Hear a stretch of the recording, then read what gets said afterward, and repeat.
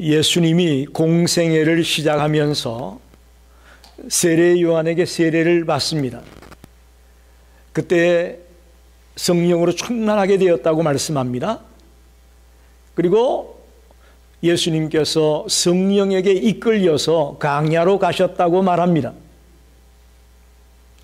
그런데 거기서 마귀가 구원 사역을 위한 성부 하나님의 계획을 거부하게 하기 위해서 예수님을 유혹합니다. 그 내용이 오늘 본문에 나와 있습니다. 예수님을 공격한단 말입니다. 즉 성령의 충만함과 마귀의 유혹이 동시에 예수님에게 일어났던 사실입니다. 우리의 신앙 여정도 마찬가지입니다. 하나님의 도움도 있고 사탄의 공격도 있습니다. 하나님의 도움만 있으면 얼마나 좋겠어요. 그런데 우리의 인생살이는 하나님의 도움만 있는 것이 아니고 사탄의 공격도 늘 있다라는 것입니다. 그럴 때 우리는 어떻게 해야 되겠느냐? 오늘 예수님이 오직 말씀으로 이 마귀의 유혹을 이겼던 것처럼 저와 여러분이 말씀으로 충만하게 된다면 어떤 유혹이 우리에게 닥칠지라도 넉넉히 이길 줄 믿습니다. 지피지기면 백전백승이라고 하지 않았습니까? 적을 알고 나를 알면 백전백승이라는 거예요. 오늘 마귀의 전략을 우리는 볼 수가 있습니다. 마귀의 특성이 무엇이고 마귀가 누구에게 들어와서 시비를 걸고 있고 또 어떤 방법으로 유혹하고 있는지 오늘 본문 가운데 너무나 잘 나와 있습니다. 특히 사탄, 마귀 막 이렇게 좀 같이 사용이 되는데 같은 뜻입니다. 사탄은 히브리어로 표현이 되는 것이고 마귀라는 것은 헬라어로 디아블로라는 말을 번역하다 보니까 마귀가 된 겁니다. 그래서 사탄이나 마귀를 동격으로 여러분 보셔도 됩니다. 오늘 본문의 마귀는 예수님이 40일 동안 금식하고 매우 허기지고 지쳐갈 때 다가왔습니다. 무슨 얘기죠? 마귀는 공격할 타이밍을 기막히게 한다는 거예요. 여러분 잘 들으셔야 됩니다. 우리가 언제 공격하면 넘어질 것을 마귀가 안다는 거예요. 특별히 우리가 큰 성취를 이루고 승승장구할 때는 어떤 방법으로 우리를 유혹하느냐? 교만하게 만드는 거예요. 그렇잖아요. 잘 나가고 막 잘 풀리고 돈이 들어오고 높은 자리로 올라가고 이럴 때는 교만이라는 것을 가지고 우리를 유혹한다는 거죠. 반대로 오늘 본문처럼 예수님처럼 완전히 지쳐있고 굶주리고 힘들고 어려울 때는 뭘로 유혹하느냐? 탐나는 유혹거리를 가지고 이거 줄 테니까 이렇게 해줄 테니까 하면서 유혹해 들어오는 거죠. 마귀의 유혹 방법은요 예나 지금이나 똑같습니다. 우리를 유혹하는 패턴이 있단 말입니다.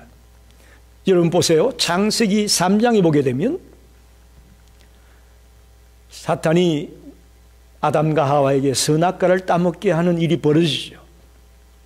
그때 아담과 하와에게 한 말이 뭡니까? 먹음직도 하고 보암직도 하고 지혜롭게 알 만큼 탐스럽다.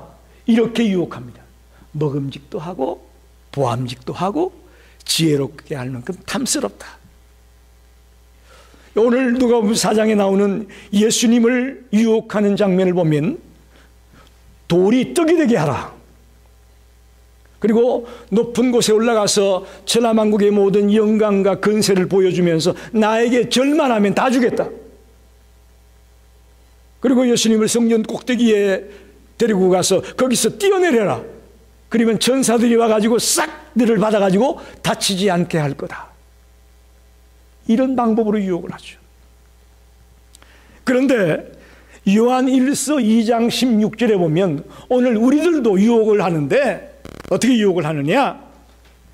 육신의 영욕과 육신의 정욕과 안목의 정욕과 이생의 자랑으로 유혹한다, 이렇게 말합니다. 예, 아담을 시험할 때에, 또 둘째 아담인 예수를 시험할 때에, 또 오늘 우리 성도들을 유혹할 때에 동일한 패턴이에요. 동일한 패턴이에요. 첫째는 뭐죠? 육체의 문제, 육체적인 문제, 즉 의식주의 문제, 빵의 문제, 이걸 가지고 유혹해 옵니다. 두 번째는 세상의 영광과 권세를 믿기로 하나님을 배반하게 만듭니다.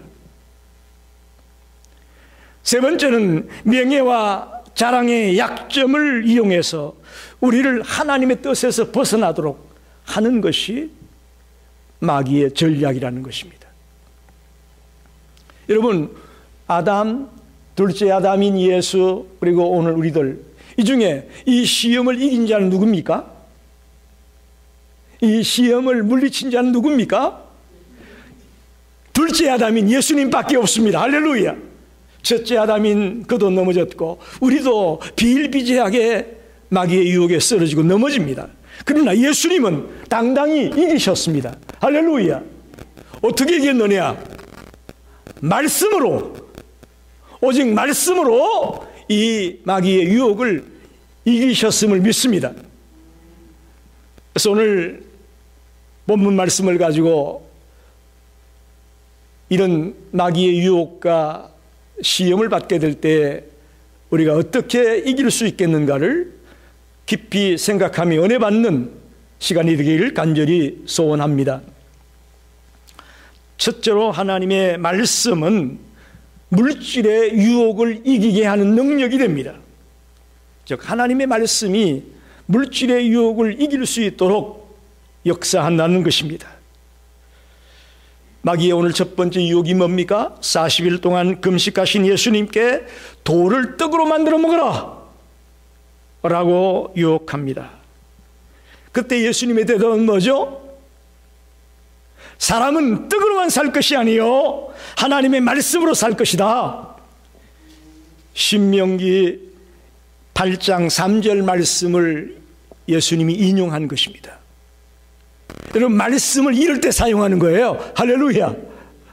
그냥 괜히 읽고 마는 게 아니에요. 이 말씀이 이런 유혹과 이런 시험이 닥쳐올 때에 이 말씀을 가지고 그들을 쓰러뜨리고 그들을 넘어뜨릴 수 있다는 것을 예수님이 보여주셨습니다.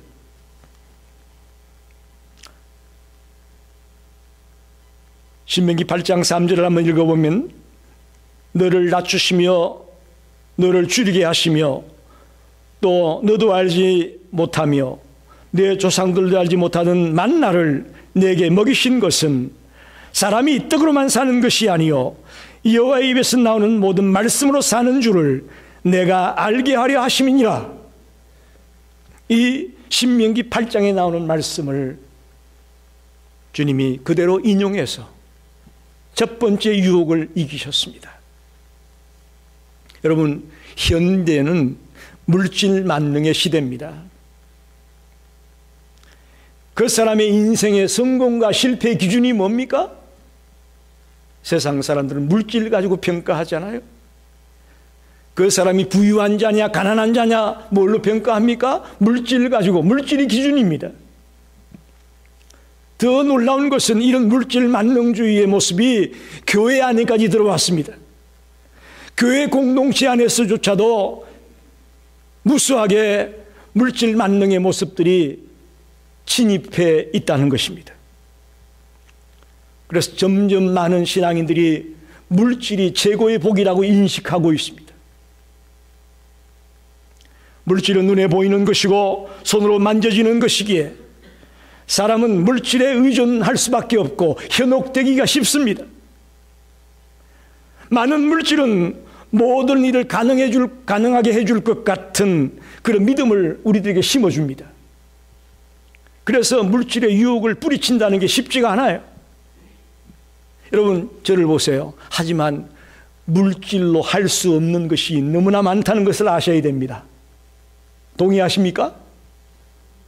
물질로 할 수 없는 게 너무너무 많습니다.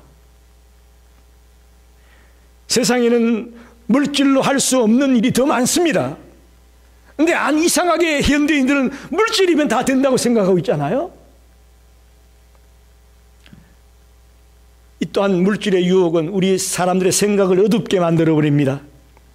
그래서 이 당장의 현실만 보게 만들고 우리의 미래를 보지 못하게 만듭니다. 돌들로 떡을 만들어 먹으라. 이건 예수님이 지금 40일 동안 금식하고 굶주렸기 때문에 예수님에게는 현실적으로 가장 필요한 거예요. 가장 필요한 거예요. 그렇기 때문에 예수님이 뿌리치기 가장 힘든 유혹으로 찾아왔어요. 여러분, 마찬가지 우리를 유혹할 때도요, 우리가 뿌리칠 수 있는, 쉽게 뿌리칠 수 있는 걸로 오지 않아요.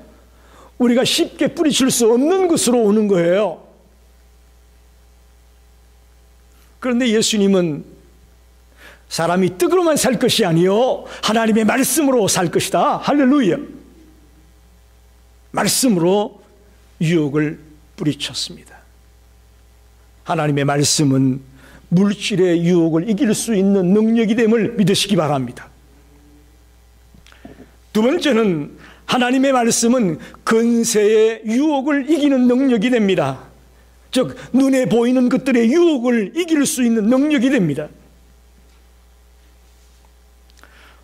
마귀의 두 번째 유혹은 예수님을 높은 곳으로, 높은 산으로 모시고 가서 천하만국의 모든 영광과 근세를 보여주고 나에게 절만 하면 이 모든 것을 다 주겠다는 유혹이었습니다.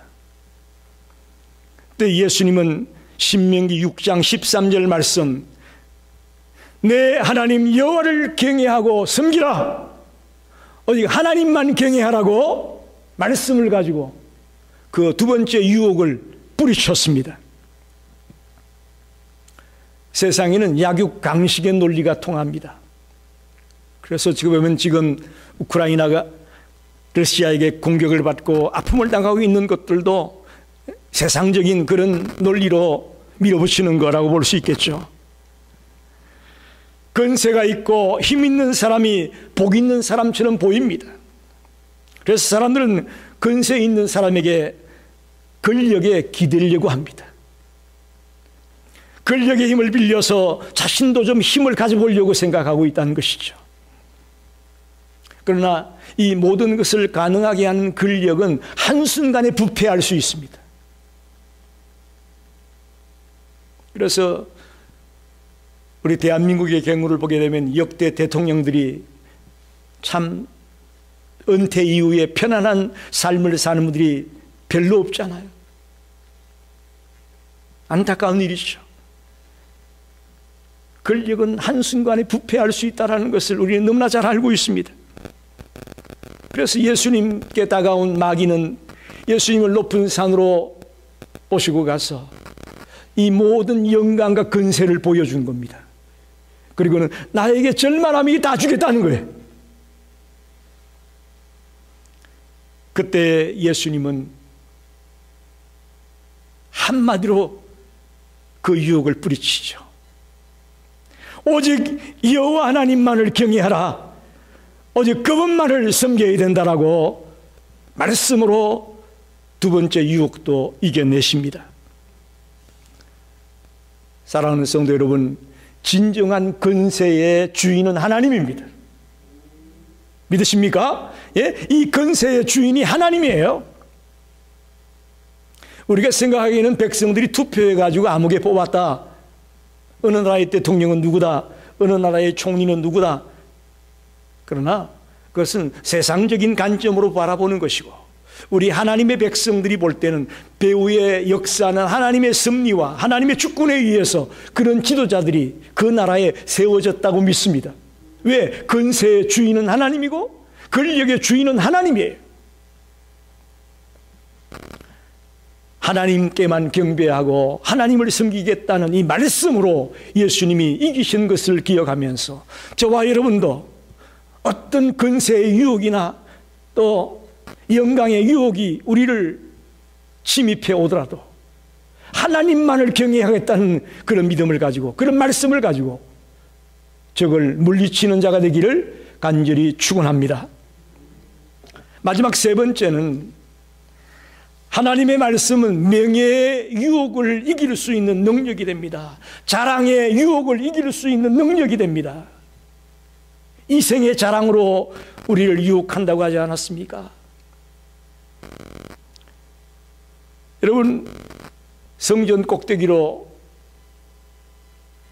예수님을 모시고 가서 거기서 뛰어내려라. 그러면 천사들이 와서 싹 당신을 받아가지고 다치지 않게 할 것이다 라는 유혹이에요. 이것은 놀랍게도 시편 91편 11절 12절 말씀을 마귀가 인용하고 있어요.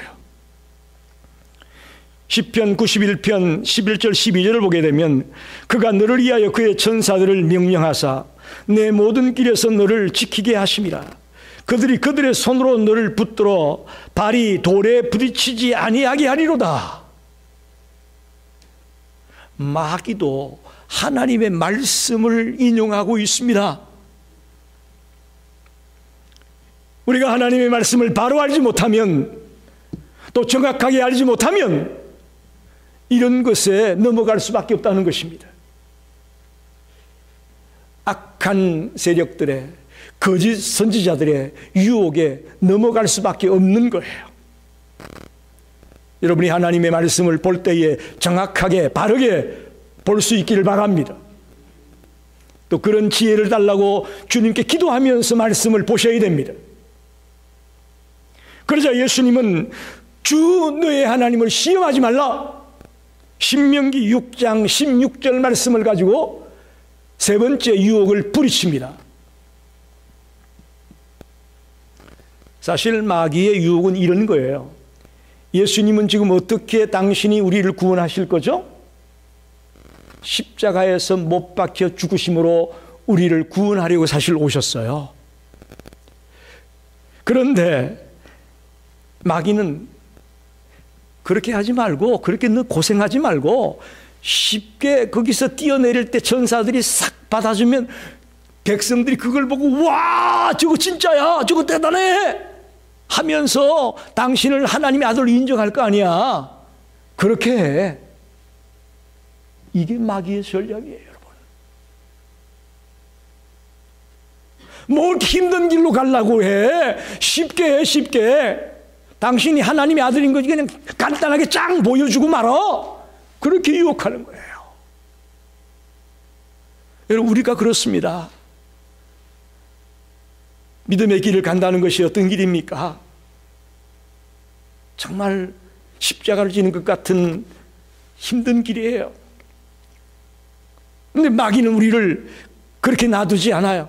왜 그렇게 힘들게 살아? 이렇게 짠 보여주면 아, 저 사람 예수 믿는데 이렇게 되는구나 라고 따라올 거 아니야 라고 유혹할 수 있는 거죠. 주님을 따라가는 길이 넓은 길이 아니고 좁은 길이라고 했습니다. 좁은 길이에요. 명예를 얻는다는 것은 쉬운 일이 아닙니다. 지난 수요일 날 보니까 타이거 우즈 선수가 골프 명예의 전당에 입회했다고 뉴스를 봤습니다. 여러 가지 조건이 있어요. 그 명예의 전당에 들어가기 위해서는 여러 가지 조건이 있습니다.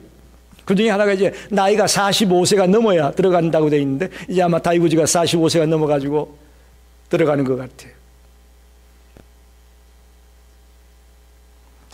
여러 가지 힘든 역경과 고난을 이겨내고 수많은 시간과 피땀을 흘려가지고 겨우겨우 얻을 수 있는 것이 명예거든요.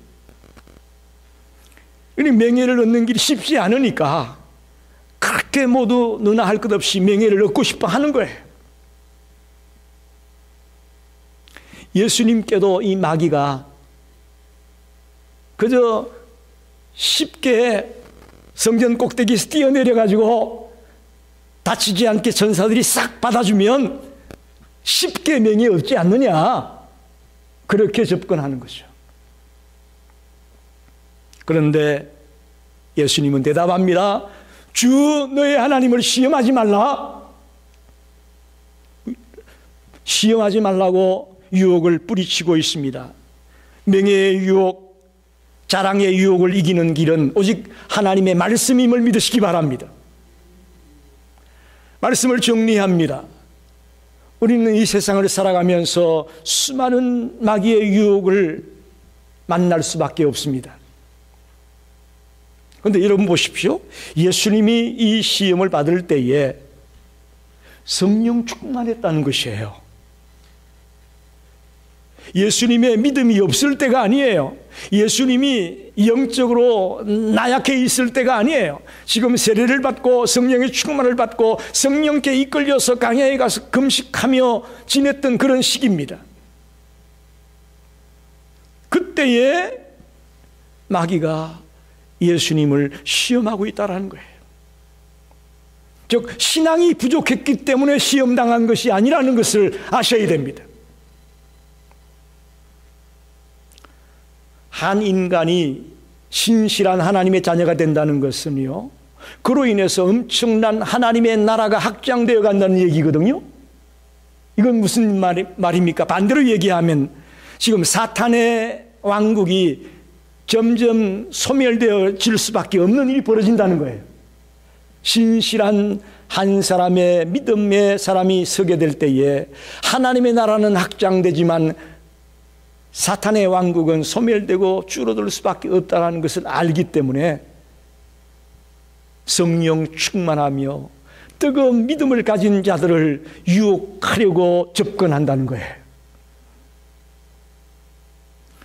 그래서 사실 신앙이 약한 자에게 찾아와서 시험하는 거 아니고요, 신앙이 있고 성령 충만하고 뜨거운 열정을 가지고 있는 그런 자들에게 쉽게 사탄이 접근해서 유혹한다는 것입니다. 여러분, 오늘 말씀을 잘 새겨야 됩니다. 믿음이 없고 나태한 자에게 사탄은 접근도 안 해요. 그냥 그거는 이미 내 맘이니까 그건 건드리지도 않아요.